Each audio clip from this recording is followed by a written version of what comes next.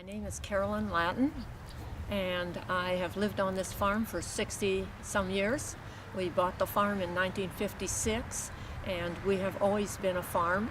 We started out with the cattle and chickens, and we sold eggs, and so it was kind of fun until we decided that we were going to get a small cider press to utilize the apples that were here. And when people heard about the press, they brought their apples, and we pressed it into cider for them. And so that's how we started doing cider here on the farm. And so we did that for quite a few years, and then the stores heard about our cider, and so now we supply 250 stores, and we sometimes deliver 6,000 gallons a week to the 250 stores. And our the things on the farm has grown from small to bigger, and so then we started doing donuts and apple fritters and pies and jam, and so it's just been a fun thing to build. And we've always sold vegetables here, and I had 4 children, and they all were born here on the farm and raised, and they have learned to love farming and the animals, and so it's been a fun thing to teach the children how to work, and that has stood them in very good stead in the jobs that they have taken. I had 4 children, 2 boys and 2 girls, and the boys escaped and they got real jobs, and the girls, I make them feel guilty so they won't leave me. So it's been kind of a fun thing. But the girls now do love what they do. The one gal does sales and the front of the buildings, and the other gal does the animals and the calls for orders, and also all of the outside maintenance on the farm. So she's very, very busy. Both of them are very, very, very busy. But it's been a fun thing to build, and we are working on the 3rd generation now.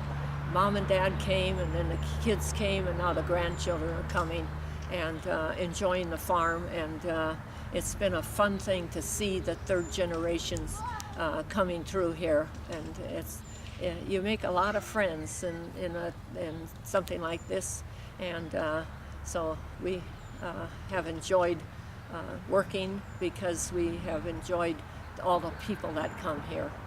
It's been a fun thing. So, about how many people do you get coming through here during the busy season? In just the month of October alone, we have 3,000 children go through here. We had a group today that made their own cider. We had over 50 kids and probably 25 adults with them, and they all put apples in the cider press, and we made cider, and they tasted it. The strawberry and raspberry cider, and also we made them a blackberry shake, and so now they're my customers from now on. So it's been a fun thing today even to do that. But we have hundreds and hundreds of kids, and one of the things they come to do is to feed the goats, and the goats will eat right out of your hand, and they don't bite, and that gives the kids a lot of fun. And the goats are very, very well fed. We feed them alfalfa all year, and then we just bagged up 20 sacks of feed, and that will be gone in just a couple months. And they eat very, very, very well. So it's been a fun thing to see how the animals grow, and we also have born a lot of animals here, chickens and turkeys, and we have one fellow that's about 6 years old, and he says he comes here to see the pig. And I said, why would you come to see a pig?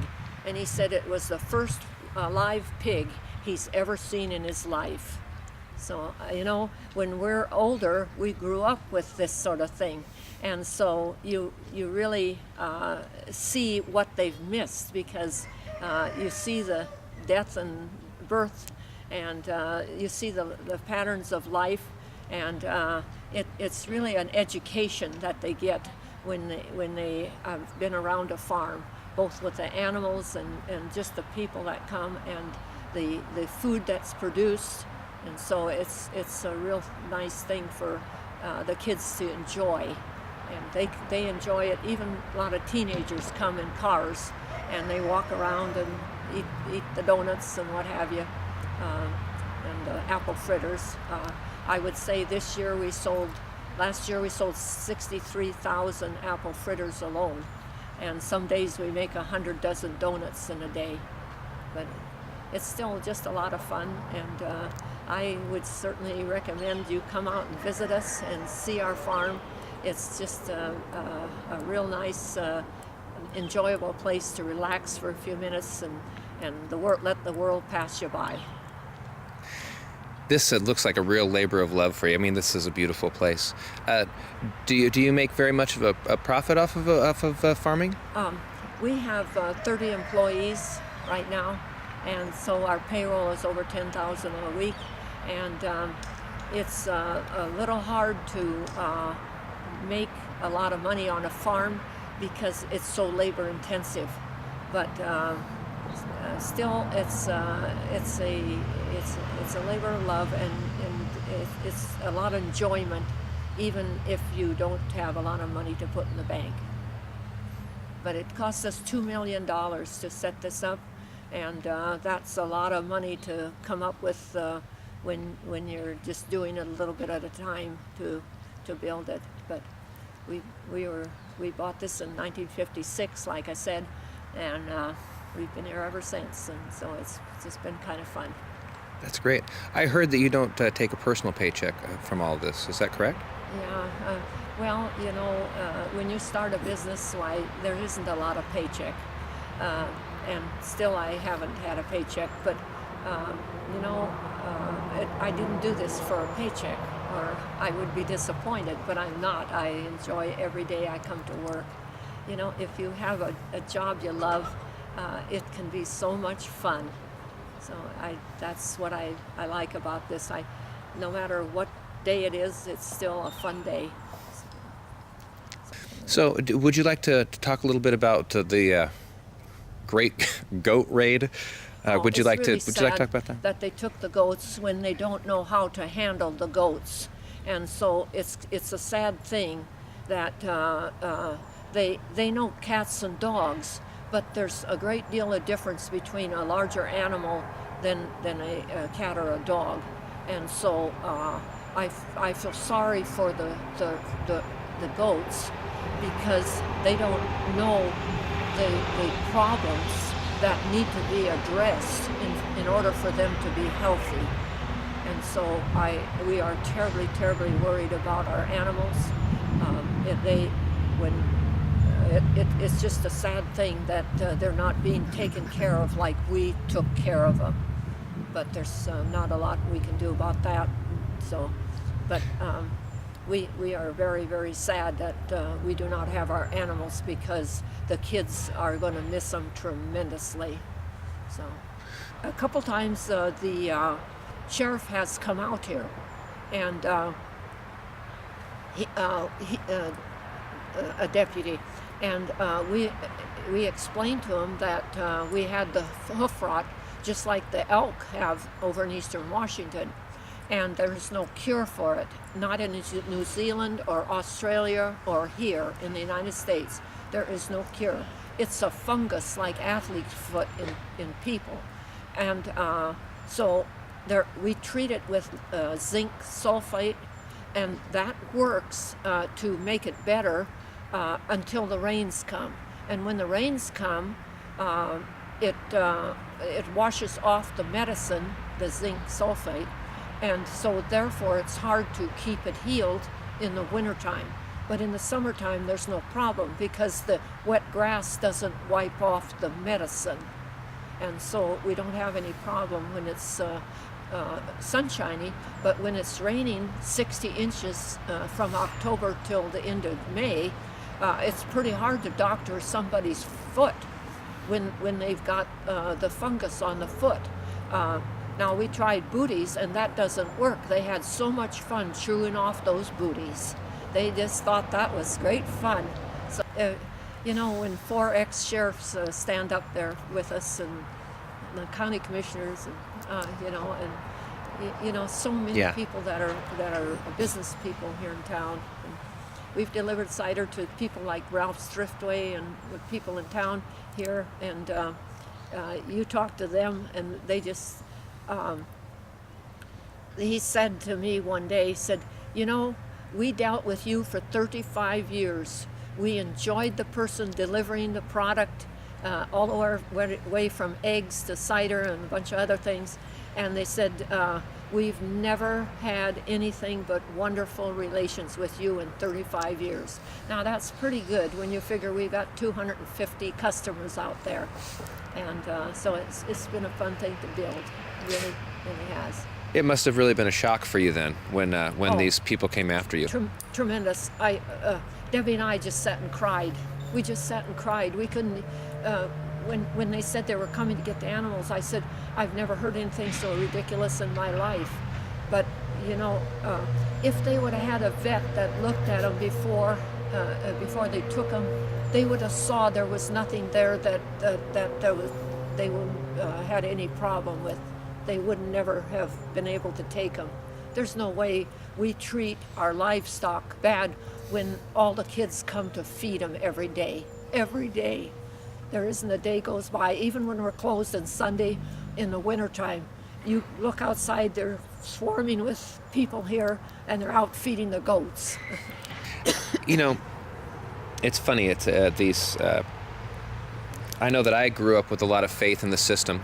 And those that we elect, and I guess that the elected appoint. And I'm just kind of curious what your view is. I mean, before this happened, and after you've been put through all these proceedings and all of that stuff, do you still view the non-biased nature of courts and all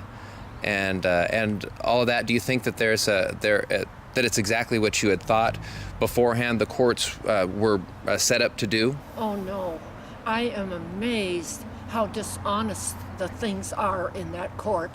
I always thought that the court was non-biased and impartial, and now it's all about money. It's all about money. They took these goats to sell them to make money.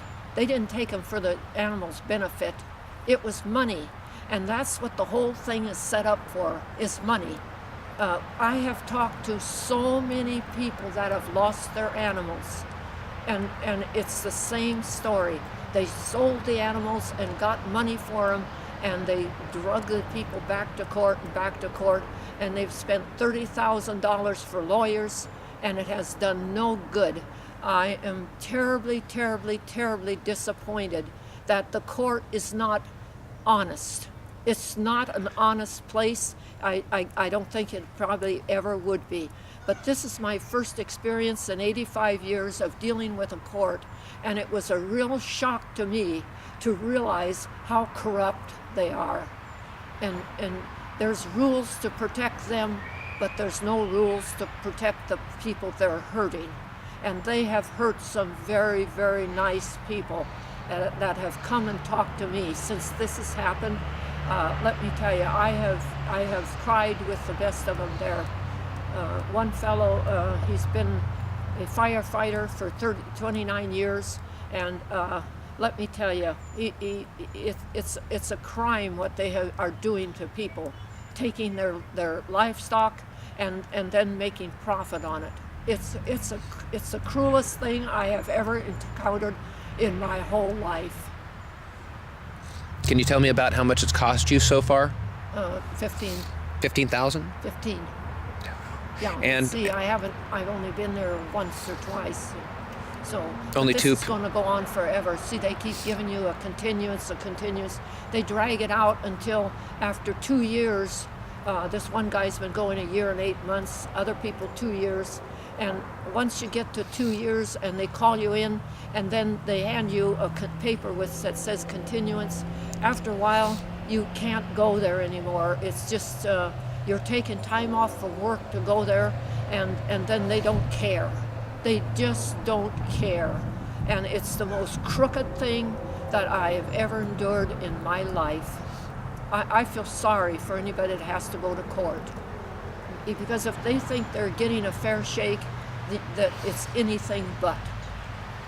I can't believe what I saw there. It's just despicable. Anybody that does anything with a lawyer, it's going to be $30,000, and if you are trying to get your rights back, it's going to cost you $50,000. And who has $50,000, especially when they're older? You know, this one fellow is older and he's ready for retirement, and they have taken all of his money away. A lady named Kathy, she's lost her farm and her home and her animals. It's the most cruel thing I've ever endured, and I thought I had a lot of respect for the sheriff's department. No more. I have no respect at all. And when the election comes up, I'm going to be busy. I can't believe what this section of the sheriff's office have done to people. That is the most cruel thing I have ever encountered in all of my life. It's bad. It's just bad. I don't know. I don't know how they sleep at night. I really don't. I don't either.